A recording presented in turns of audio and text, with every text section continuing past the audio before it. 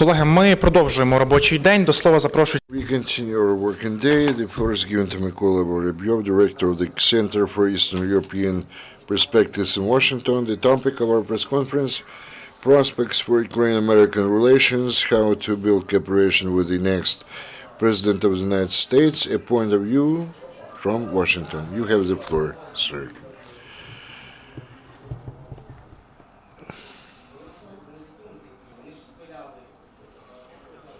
Good afternoon, dear journalists,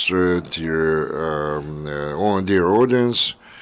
Our topic is the prospects of the Ukrainian-American relationship. This is a very topical one because today Ukraine President is on the third working visit to the United States, where he plans to participate in the Nuclear Security Summit, which takes place these days in Washington, D.C.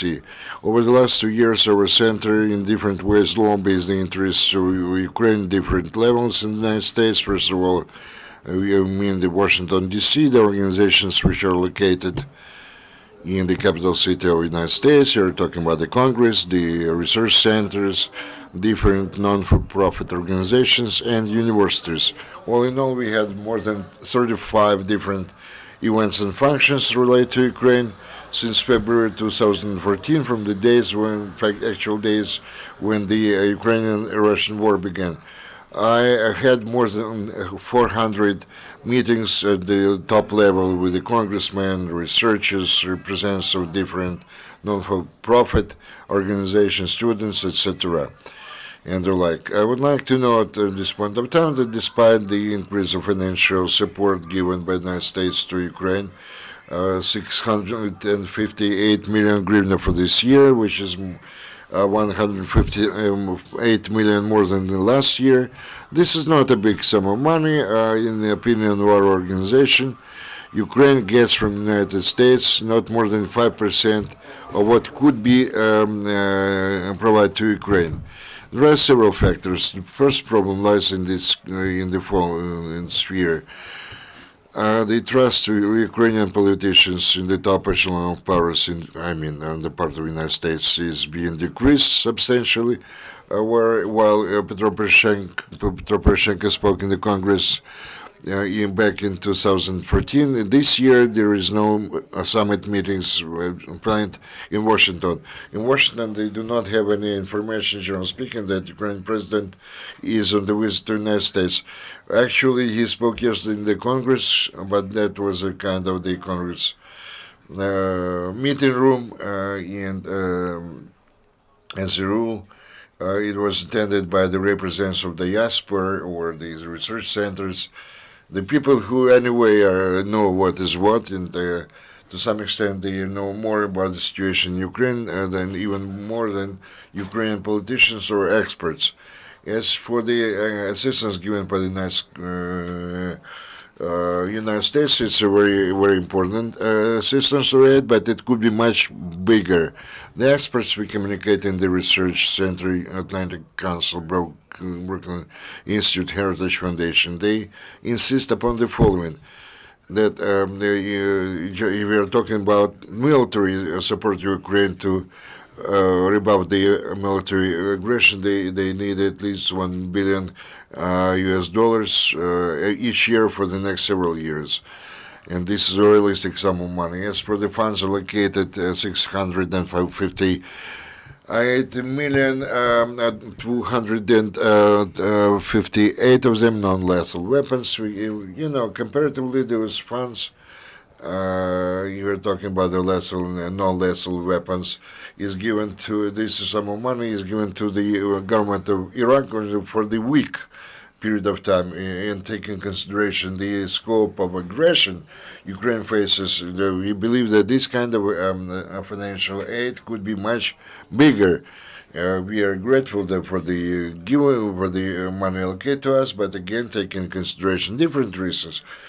Corruption, let's say the unclear situation with the government, absence, not really absence, but the slow progress of reforms, and because of that, it slows down the providing the different tranches from the IMF and the World Bank.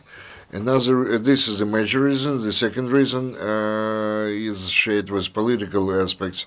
The personal decision taken by President Obama not to provoke Russian Federation, and actually what they provided for the Ukraine Freedom Support Act, which we also participated in the fall of 2014, $350 million. Not all this money actually reached Ukraine, including the military support, because that was the decision passed by the White House. Due to that, we believe that taking into consideration that the election campaign in the United States is in full swing now, there is the reason and there is sense on the formal, non-formal level, official, non-official level, in using the resource of the Ukrainian diaspora, which the Ukrainian authorities almost do not use. We can use that in order to promote our interests and to try to establish the contacts with the next president of the United States. Now, a few words about the election campaign in the United States and what is the situation available, what are the prospects or perspectives for Ukraine. Today we have 4 real candidates for presidency. I would like to immediately say that we cooperate or we work with the offices of 3 candidates, John Cruz, John Casey, and Mike Ruby.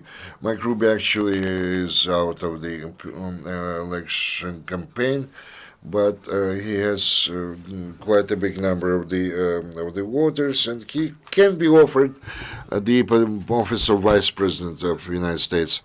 And already in November this year, we will see who is going to become the new president of the United States. First of them is Donald Trump, number 2, Hillary Clinton, and number 3, Ted Cruz.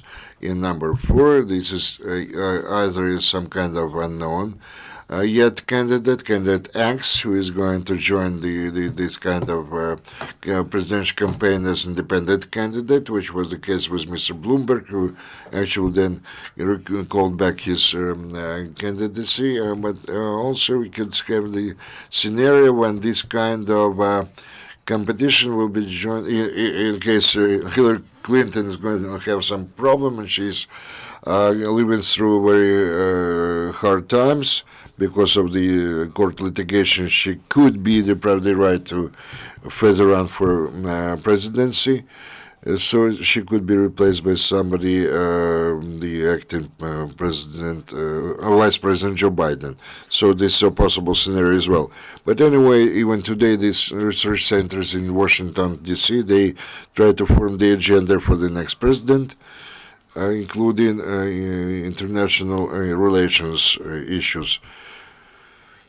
The role of Ukraine in international relations, because I may remind you that if the President of the United States has some kind of, let's say, some kind of deterrent elements, but in the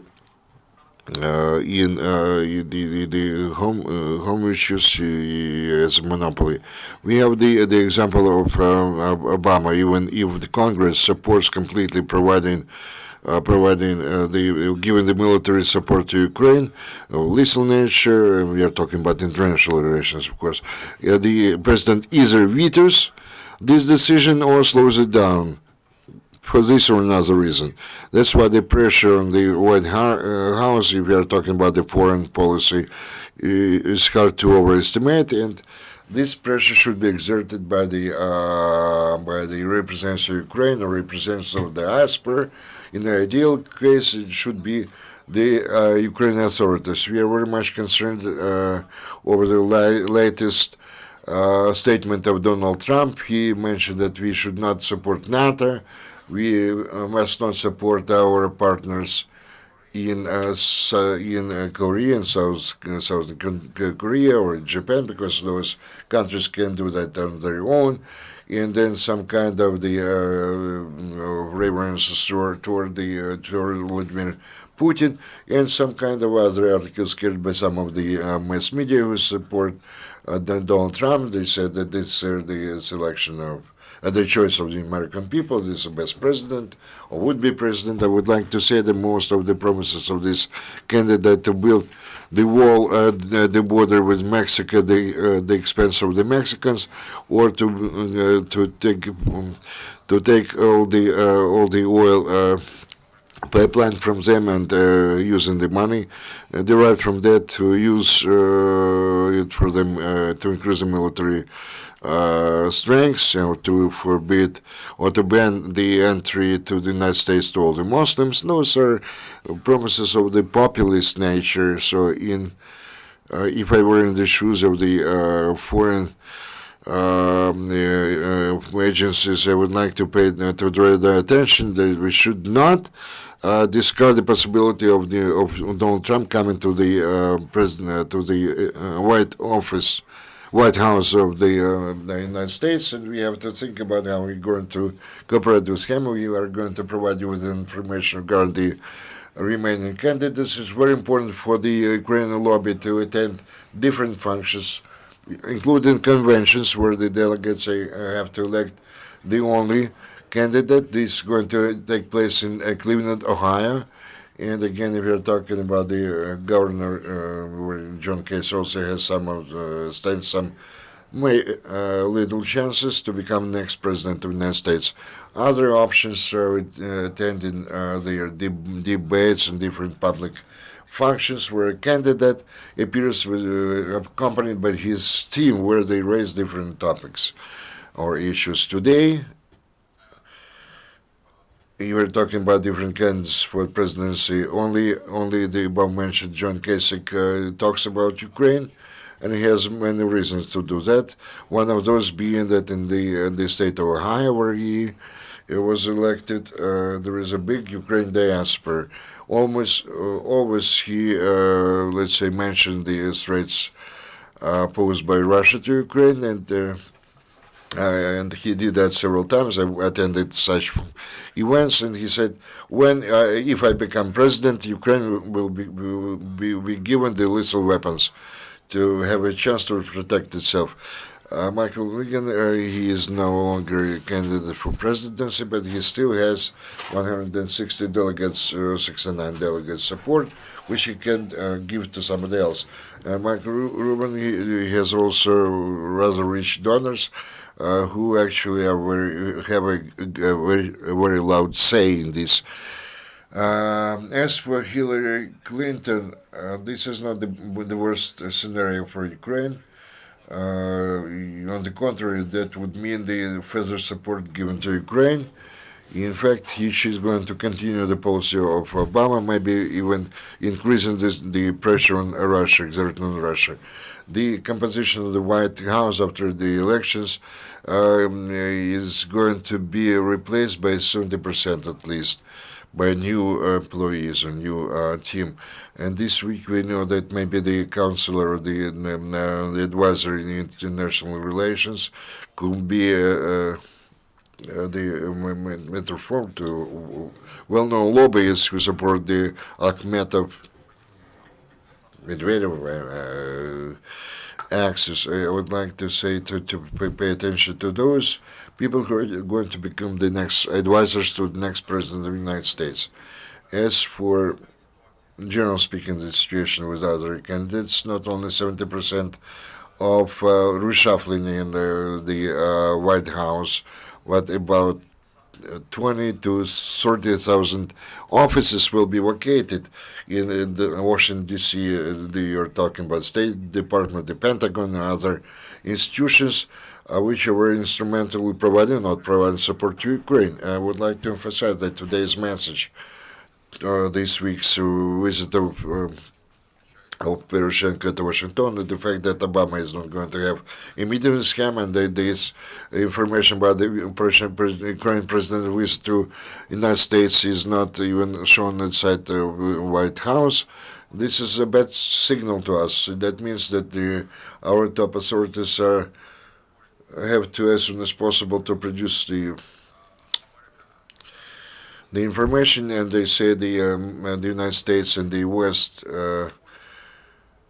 are agreed to any prime minister of Ukraine, the incumbent or anybody else, but we have to pay attention to this message. They need the clarity the situation available in Ukraine and where Ukraine is going to move forward to and who they are going to cooperate with. In the end of my presentation, I would like to say among those people who I'm talking about the employees from the embassy of Ukraine in Washington, I would like to praise or to praise him. I mean, to praise the efforts of Leader Charlie.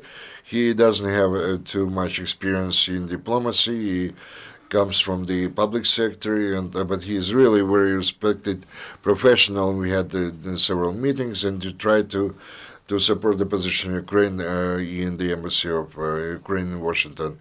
And I believe, as compared to the previous ambassador, he's going to be much more successful. And he actually reduction of the number of the employees in Washington is not a good sign. And I believe we should not save the expenditures by reducing the number of our personnel, our embassy in the United States. Again, taking this opportunity, I would like to say that Ukraine today is not considered by the West not only the separate subject. Ukraine, in fact, protects now the interests of the whole European space and environment. If Ukraine is not going to be successful, this will pose this threat not only to the eastern space but the pan-European space, and we have to reform it. And there is a threat to reform it Europe and turn everything to the Soviet times. So there is a lot at stake today. Not only Ukraine is at stake. And that's why I would like to call upon those people who work today in the Washington, D.C., and I mean the people in the Washington, D.C., who pass decision makers. They have to know that a huge responsibility is shouldered by us, and all the world watches us, and it's better to stop different disagreements, internal disagreements, and to fulfill those terms and conditions which have been stipulated in the coalition agreement and the international treaties and agreements. Thank you for your attention. I am ready to take some questions from you. Перше, The questions. You said that Mr. Barack Obama, he doesn't want to provoke Russia, and he doesn't want to take important decisions at the end of his term. Of course, he personally said that he do not want to provoke Russia, and provision of military help will provoke aggression. But I believe that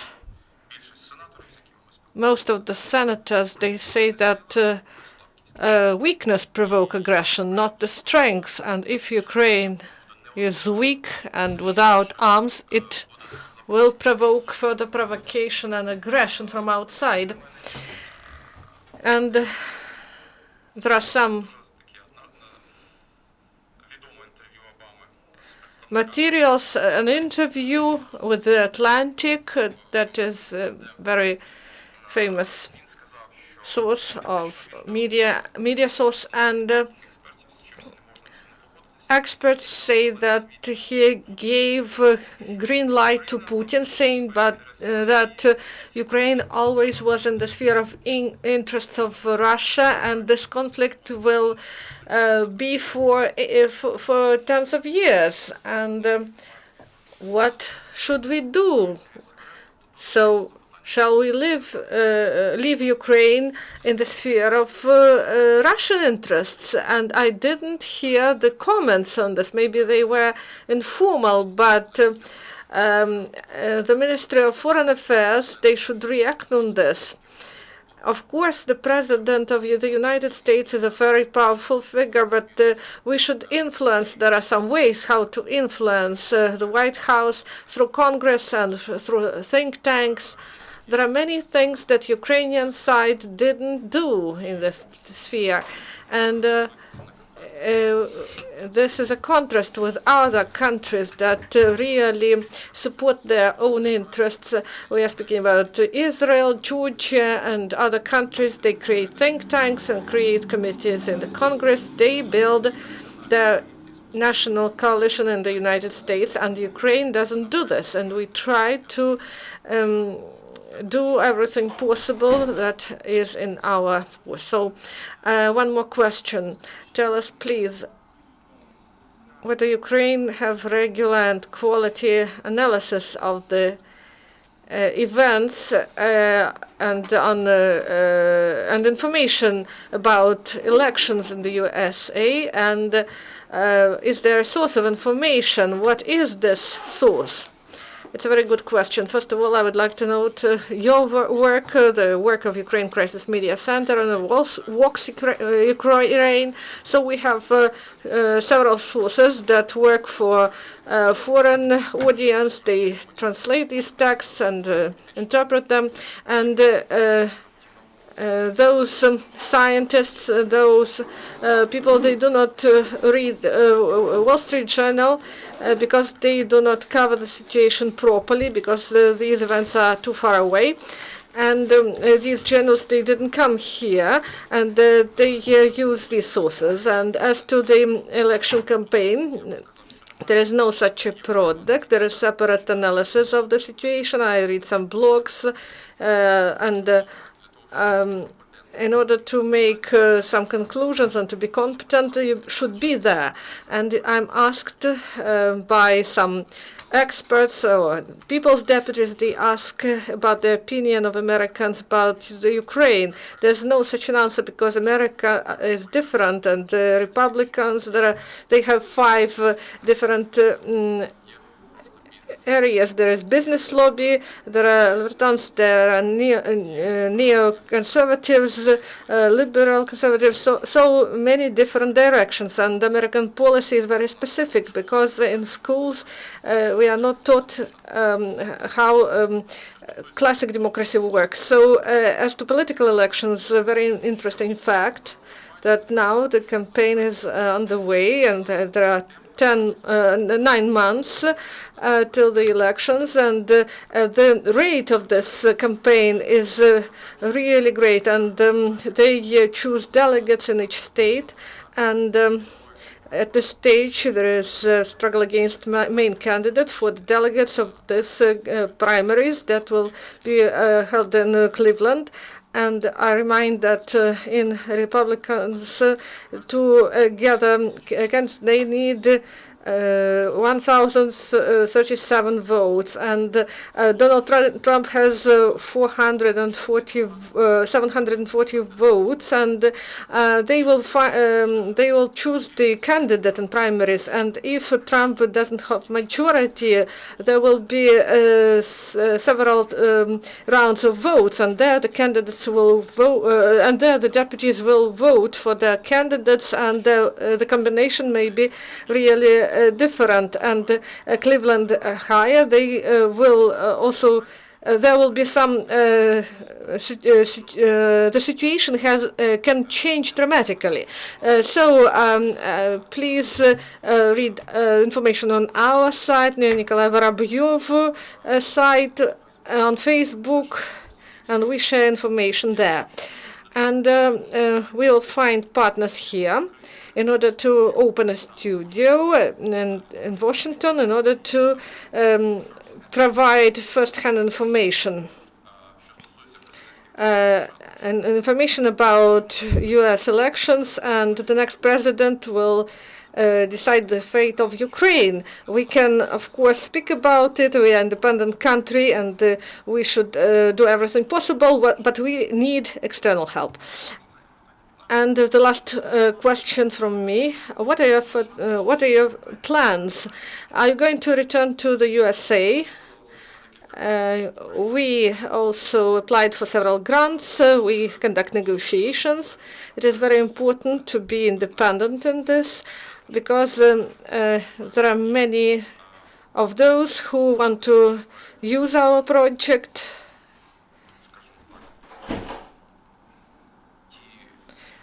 Those people, lobbyists in Washington, And our oligarchs, they don't want to invest in our state. They sent their lobbyists abroad, and there are representatives. I don't want to say who are they. You can look it up at the site of the ministry. And there are some lobbyist companies who work for them, or separate lobbyists. And these are, they get about 40,000, 50,000 months for this, to promote the interests of these people. So, according to our information, it is very difficult to hold meetings because the congressmen, they are very busy. But there is Jim Slattery. He is a famous lobbyist, and in 2 hours he can provide meetings with senators in several hours, and they have many meetings a day, and this is a common thing. And in order to show pictures to Ukraine, maybe I can meet with senator. It's difficult for me to find a minister here and to meet with the ministers here. American policy is more open, and if, for example, we want to have a picture with McCain or someone else and America support us, I won't be sure about that. And for us, it is very important to conduct systemic work and also paperwork. The center should be registered there, and we complete bureaucratic procedures, because in the United States it's much difficult to do this. But we have a goal, we have support. And the most inspiring thing that you work not for the state, but you work for the people of Ukraine. Thank you, Nikolai, for this important and useful briefing. Thank you for coming here. The press briefing is over. Good luck, and I thank Ukraine Crisis Media Center.